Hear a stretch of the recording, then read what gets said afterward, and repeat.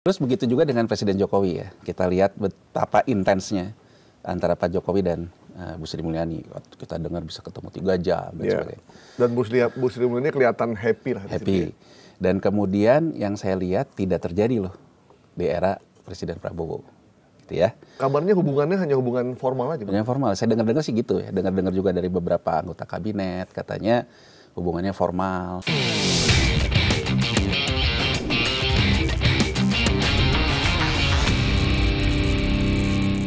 Dalam RAPBN terakhir ketika Sri Mulyani Indrawati Menteri Keuangan di era era Jokowi, dia sudah mengatakan bahwa di tahun 2025, 2026, 2027 ada lonjakan hutang jatuh tempo kita. Itu Mas, 800. Bunga kita juga 550. Nah, itu Mas, dari penjelasan ini aku akan menjawab kenapa pada akhirnya Prabowo Subianto pun memilih Sri Mulyani. Jadi dia melihat bahwa untuk mencegah, ini pemahaman saya belum pernah ketemu juga dengan yang namanya Pak Prabowo. Tapi pemahaman saya kalau saya lihat dari dia ngomong dari dulu segala macam, tipe orang yang memang banyak baca. Kedua juga dia memang latar belakangnya militer, intelijen dan sebagainya. Jadi kalau menurut saya dia adalah pembaca geopolitik yang baik.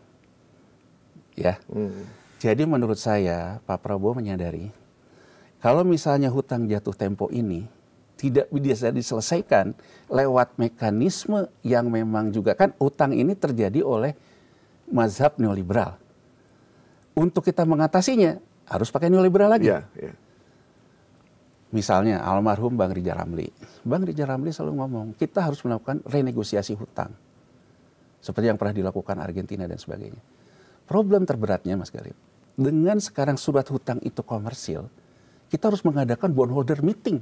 Yang orangnya juga mungkin salah satu yang pegang suku, Mas Galip juga gitu, yang pegang ori segala macam. Saya harus mengadakan bondholder meeting. Jadi tidak semudah itu.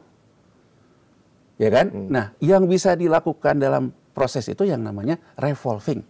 Nambah utang baru. Nah, nambah hutang baru, nutup hutang lama. Jadi artinya saya bisa deal di market, ini ada hutang lama, saya tukar ya bayarnya pakai hutang baru, revolving. Nah untuk seperti ini harus punya kemampuan berkomunikasi dengan bandarnya di ujung. Bandar di ujung ini kan terkait dengan yang disebut oleh Hendro Priyono non-state actor. Ya. Non-state actor ekonomi. Non-state actor ekonomi yang juga menguasai lembaga-lembaga multilateral. IMF dan Bank Dunia. Jadi dengan IMF ya di sebelum penentuan kabinet itu dia melakukanlah ulang tahun 80 tahun Bretton Woods Agreement. Lahirnya IMF, lahirnya Bank Dunia. Mereview Bretton Woods Agreement karena di G7 tahun 2009 Cina itu sudah minta reformasi IMF. Itu juga kenapa lahirnya BRICS karena Cina nggak ditanggapi. Nggak direken.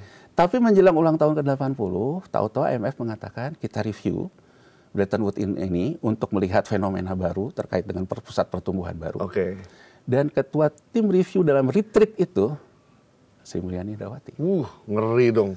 Nah, jadi saya begitu. Berarti orang yang jadi ketua tim review itu bukan orang sembarangan ya? Ya artinya IMF mengendorse kan. Gitu loh. Nah, dari situ saya kemudian mulai itu 2 bulan sebelum penentuan kabinet, saya beberapa ngomong sama teman-teman, menterinya Sri Mulyani lagi. Gitu loh. Karena agak ngeri kalau bukan dia ya? Ya, karena menurut saya Prabowo Subianto pun dia mencoba soft landing kan. Jangankan sama IMF, sama Jokowi aja hidup Jokowi. Gitu loh. Jadi dia intinya adalah ya kan intinya mencoba soft landing bukan hard power. Jadi meskipun Pak Prabowo dengan Bu Sri Mulyani punya perbedaan pandangan tentang mazhab ekonomi, tapi untuk kepentingan yang lebih besar akhirnya dia mengangkat lagi Sri Mulyani. Supaya, karena yang bisa berkomunikasi dengan IMF dan non-state actor ini adalah cuma beliau. Kesannya kan begitu. Iya, dikesankan begitu ya. Dan IMF memberikan sinyal itu dengan mengangkat Sri Mulyani sebagai... Memang lembaga-lembaga multilateral itu memang suka ngasih kode-kode juga ya? Oh iyalah, di market kan begitu Mas. Di market kan ibaratnya saya mau ngegoreng apa, saya ngomong apa. Makanya saya nggak kaget juga kalau Purbaya nge-ghost kayak gitu. Karena kalau di market kan gitu. Ya, yang penting hajar dulu ya. Ini nggak ada buku yang menjelaskan siapa Alan Greenspan. Kan Alan Greenspan itu gubernur The Fed terlama ya.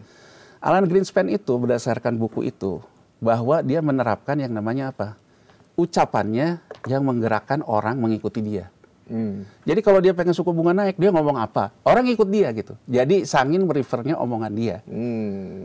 Makanya kan ada yang ngomong, my word is my bond. Itu kan emang aliran-aliran seperti ini. Omongan saya itu jaminannya. Jadi kalau pertanyaan Mas Galip tadi, sinyal-sinyal itu ya memang biasa di market. Dan menurut saya itu yang mengakibatkan dia dipilih lagi. Oke, sebelum dia diganti, Bu Sri Mulyani diganti sekarang kan sebelumnya udah pernah ada kan, dia akan diganti, kemudian bursa sempat ambruk, kemudian Don Dasko, Pak Dasko datang ke ke Bursa Efek Indonesia untuk menenangkan situasi bahwa Bu Sri Mulyani nggak diganti segala macam, akhirnya normal lagi. Dan itu bagian dari itu bukan? Nah, ini Mas, ada beberapa kalangan mengatakan bahwa ya saya nggak tahu ya apa Bu Sri Mulyaninya, apa pendukungnya selalu memainkan drama yang menunjukkan bahwa beliau itu begitu pentingnya bagi market. Tapi saya ingin memberikan gambaran gini Mas. Di market ini, Anda bisa jadi bandar cuma dua hal. Anda menguasai isu, dan Anda menguasai uang beredar ataupun instrumen beredar. Dalam hal ini obligasinya ataupun sahamnya. Ambil contoh gini Mas, saya ngomong, besok saya mau mundur, market tidak bereaksi. Artinya, saya cuma bisa ngomong, tapi saya nggak punya floating. Ya, saya hanya ingin menggambarkan, jangan-jangan saya posisi di atas sudah ketinggian, udah nggak ada lawan. Saya butuh ke bawah, nge-short ke bawah. Saya ngomong, isu. Oh, nih yang namanya Menteri Keuangan akan mundur. Menjadi percaya apa? Posisi saya, yang saya pegang floating terbesar, saya turunin ke bawah. Ya, jadi artinya hal kayak gini biasa terjadi di market. Yang namanya saya buat isu, saya juga yang menggerakkan market, yang akhirnya semua orang merasa, oh bener nih kayak begini nih. Ya, nah persoalannya adalah gini Mas, isu mau mengundurkan diri juga terjadi ketika terakhir-terakhir Jokowi, karena Jokowi mulai kacau kan. Di tengah negara kayak gitu, apa-apa bansos, apa-apa segala macam. Membangun infrastruktur secara ugal-ugalan lah ya. Yang sekarang juga jadi beban tuh ya beban warisan Jokowi. Kayak kereta cepat gitu. Nah, ya kan kacau. Pada waktu itu, kalau saya tidak salah dan kita bisa track ke belakang lagi, yang saya ingat salah satu yang ngomong Bu Sri Mulyani mau mundur adalah Bang Faisal Basri almarhum. Dan semua orang tahu kan Bang Faisal dekat dengan Bu Sri Mulyani. Tapi kan nggak mundur juga. Bahkan kemudian kita lihat kan sinyalnya, di era-era terakhir Jokowi yang sudah menunjukkan keberpihakannya ke Prabowo, Bu Sri Mulyani, Bu Retno, Pak Basuki, Menteri PUPR, menunjukkan bahwa beliau berada dalam pilihan berbeda dengan Pak Jokowi. Bahkan di DPR Bu Sri Mulyani udah agak pamit gitu sambil menangis. Iya, bahkan ketika pemilihan umum pun bajunya warnanya baju pasangan lain kan? Iya. Iya nggak? Iya. Tapi Bu Retno, Pak Basuki dan sebagainya tidak ikut. Bu Sri Mulyani ikut lagi kan? Ada apa? Nah, saya kan timbul pertanyaan gitu ya. Kalau misalnya saya tidak nyaman karena perbedaan segala macam, saya kan cenderung tidak akan ikut Mas. Kalau saya tidak ikut, gini loh Mas. Saya ingat betul ya, karena dulu saya pernah ngurusin Krismon ya waktu di BJ, sehingga saya kan melihat Mahathir diwawancara, melihat Soros diwawancara, melihat segala macam.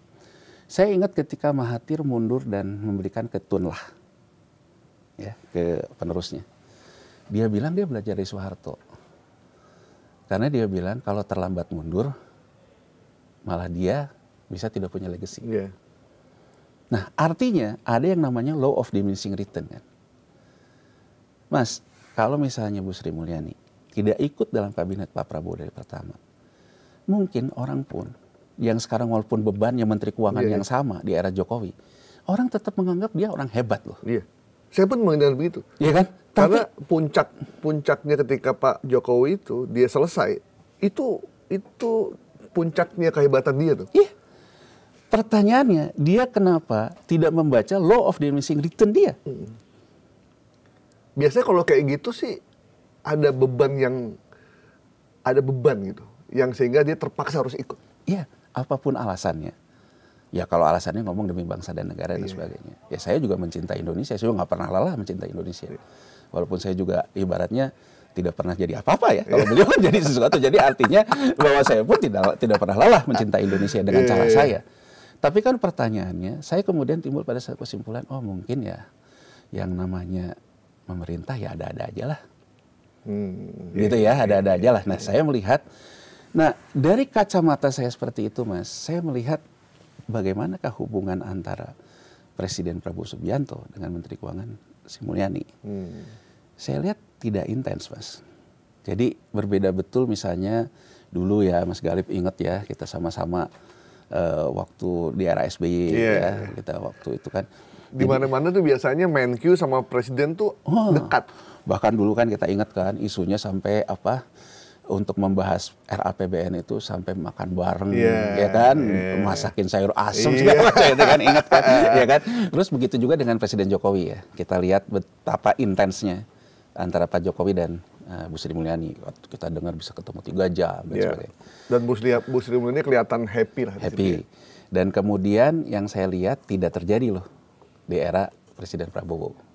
Ya. Kabarnya hubungannya hanya hubungan formal aja. Hanya formal. Saya dengar-dengar sih gitu ya. Dengar-dengar juga dari beberapa anggota kabinet katanya hubungannya formal, tidak membangun. Nggak mungkin disiapin sayur asem lah ya. Iya, hubungannya formal dan sebagainya. Nah jadi menurut saya gini loh Mas, dalam kita ikut memerintah itu kan tidak cukup hanya kita memang pandai, tidak cukup kita tahu solusinya, tapi bagaimana kita bekerja sama juga. Bagaimanapun kita harus akui, Bu Sri Mulyani tipikal orang yang dia bisa membangun komunikasi dengan atasannya. Itu adalah salah satu skill kepemimpinan. Ya. Nah kelihatannya di era Prabowo ini, skill ketiganya ini tidak bisa smooth. Ya. Yang menarik adalah Bu Sri Mulyani sebetulnya memberikan sinyal bahwa dia serving the boss. Dengan kata lain, apapun yang diinginkan oleh Presiden Prabowo untuk quick win programnya, dia sediakan anggarannya. MBG, Koperasi Merah Putih. Koperasi Merah Putih. Kepolisian. Iya, untuk kepolisian, Kemenhan. sekolah rakyat, Kemhan, Alutsista segala macam lah. Ya. Kalau kita masih ingat, di era terakhir Pak Jokowi, sempat ada keributan antara Menteri Pertahanan, Prabowo Subianto, dan Menteri Keuangan Sri Mulyani, terkait dengan anggaran Kemhan. Yang begitu besar.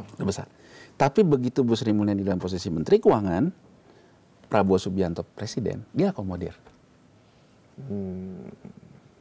Bahkan beberapa isu yang beredar ketika angka BPS kemarin, sebetulnya memasukkan angka-angka komitmen pembelian alutsista kita. Sebagai bagian dari pertumbuhan ekonomi. Pertumbuhan ekonomi. Jadi artinya itu diakomodir. MBG diakomodir dan sebagainya.